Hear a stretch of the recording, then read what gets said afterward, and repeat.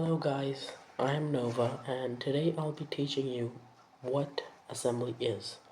So I'm also a beginner, but I don't want you people to suffer reading docs and asking AI what function Leah does. So I'm making this series to fix that. It's also cause I found a lot of videos teaching people Linux assembly but didn't find that many for Windows. So this is an attempt to fix that. But before that, one thing I would like to clear up, this is a video for x86-64 type CPUs and for Windows. I will be showing you how to check what is your architecture type through GCC maybe. I don't know what I'll do in the future. So getting that out of the way, let's start. Well, before we start coding, what is assembly exactly? Well, assembly is the human readable form of machine code with which we interact with the kernel. Now, if you don't understand what the kernel is, well, no problem. A kernel is the middleware that sits in between your operating system and the hardware.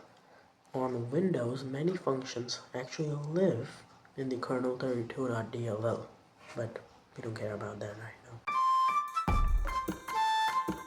Hello, now I will be showing you how to check your architecture type.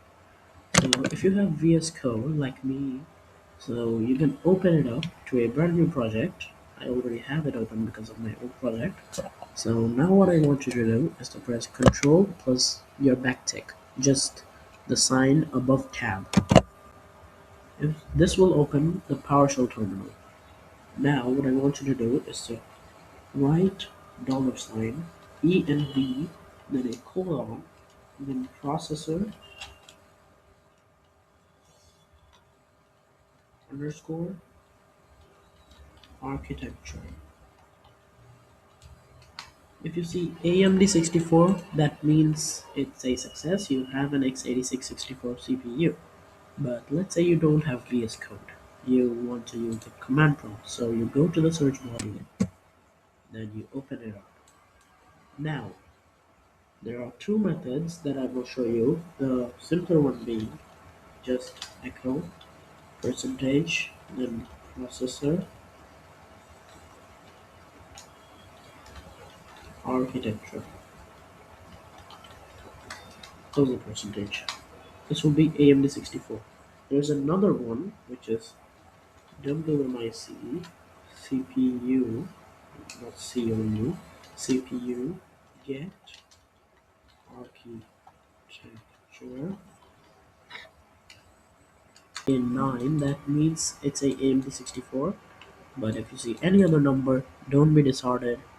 It's a different CPU, but many of the commands shown in this series won't really match up to your CPU type. But I will be linking the sources and also the documentation of various CPUs, so you can check those out if you want. I don't recommend it though because it's very long. So that's the end of today's video. The next video will show you how to install NASM so we can actually start with the coding.